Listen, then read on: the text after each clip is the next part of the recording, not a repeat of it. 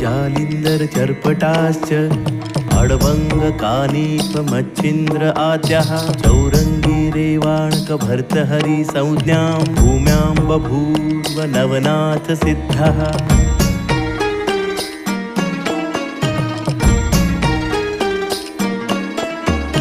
गोरक्ष जालिंदर चर्पटाश्च अडवंग कानीप मच्छिंद्र आद्याः चौरंगी रेवाणक भर्तहरि संज्ञां भूम्यां बभूव नवनाथ सिद्धः।